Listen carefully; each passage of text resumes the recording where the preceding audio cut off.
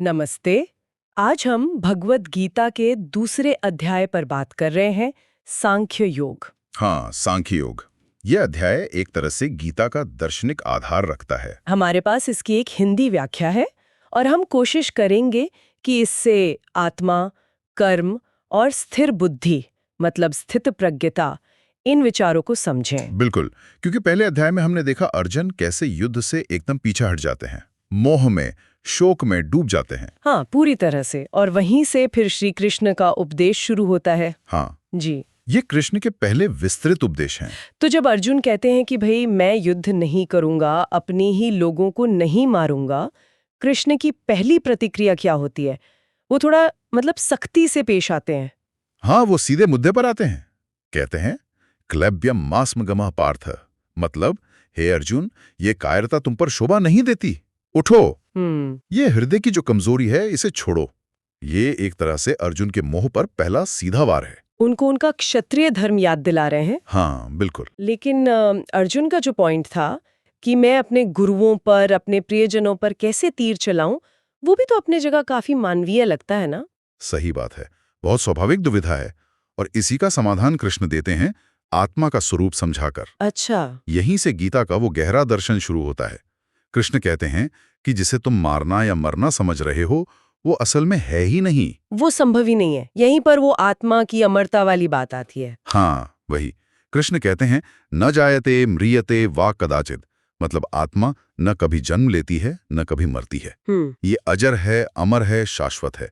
शरीर खत्म हो सकता है पर आत्मा का कभी नाश नहीं होता। ये समझना ही शायद शोक से निकलने का पहला कदम है, क्योंकि अर्जुन का दुख तो इसी मोह से जुड़ा था। बिल्कुल। मृत्यु का भय, अपनों को खोने का डर, इसी ज्ञान से वो डर हटता है। और वो जो कपड़े बदलने वाला उदाहरण है वो भी यही है। वासांसी जीर्णानी। हाँ बिल्कुल।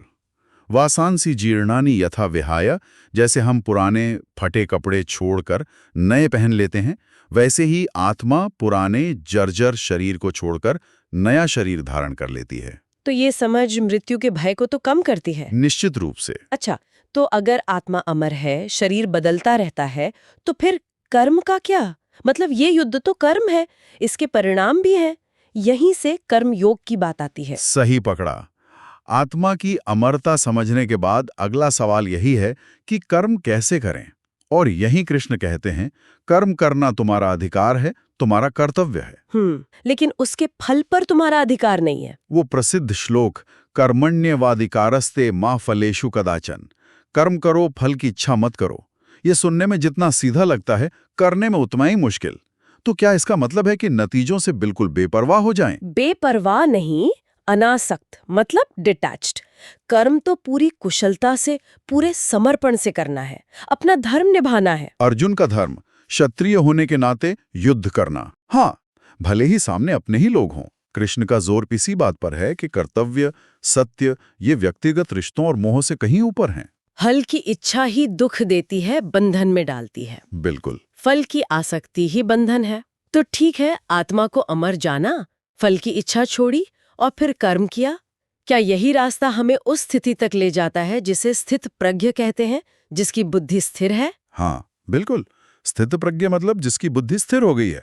ये वो अवस्था है जो इसी आत्मज्ञान और निष्काम कर्म के अभ्यास से मिलती है। इसके लक्षण क्या है, कैसे पहचाने? कृष्ण बताते हैं दुखेश्वनुद्विग्न मना, सुखेश्वर विगत स्पृहा। मतलब दुखों में जिसका मन उद्विग्न ना हो, परेशान ना हो, और सुखों की जिसे कोई खास इच्छा ना हो। हाँ, और जो राग, भय और क्रोध से मुक्त हो गया है वही स्थिर बुद्धि है। स्थित धी मुनि, यानी जो जीवन के उतार चढ़ाव में सुख दुख, लाभ हानि, जय पराजय सब में एक जैसा रहता है, संभाव। सही। जिसके इंद्रियां उसके कंट्रोल में है, वो बाहरी परिस्थितियों से हिलता नहीं, वो अपने अंदर अपनी आत्मा में स्थित रहता है। एक और बहुत सुंदर बात कहते हैं कृष्ण, या निशा सर्वभूतानाम तस्याम जागर्ति संयमी। अच्छा, इसका क्या मतलब है? मतलब जो आम लोगों के लिए रात है, अज्ञान है, संयमी योगी उसमें जागता है, मतलब आत्मज्ञान में स्थित रहता है। और जिसमें सब लोग जागे रहते हैं? संसारिक चीजों में। हाँ, जिस संसारिक मोहमाया में सब जागे हैं वो ज्ञानी के लिए रात के समान है। वो उसमें लिप्त नहीं होता। वाह! तो ये जो मन की स्थिरता है, यही आत्म साक्षात्कार और शांति का रास्ता है। निश्चित रूप से। तो संक्षेप में देखें तो इस अध्याय से हमें क्या मिला? आत्मा की अमरता का ज्ञान, जो मौत के डर से मुक्त करता है। हाँ। फिर निष्काम कर्म का सिद्धांत, मतलब बिना फल की चिंता के अपना कर्तव्य निभाना। और फिर स्थित प्रज्ञता। हाँ, वो मानसिक स्थिरता और संभाव की अवस्था जो इन पर चलने से मिलती है। यही ज्ञान अर्जुन का मोह भंग करता है और उन्हें रास्ता दिखाता है। ये वाकई बहुत गहरे और काम के विचार हैं। चलिए आज की चर्चा को यहीं रोकते हैं, पर एक सवाल मन में छोड़ जाते हैं। जी। आज की जो हमारी भागदौड़ वाली जिंदगी है, जिसमें सफलता, असफलता, सुख दुख इतनी तेजी से आते जाते हैं, क्या ये हजारों साल पुरानी स्थित प्रज्ञ वाली सोच हमें आज भी खुद को संतुलित रखने और एक अंदरूनी शांति पाने में कोई मदद कर सकती है? इस पर सोचा जा सकता है।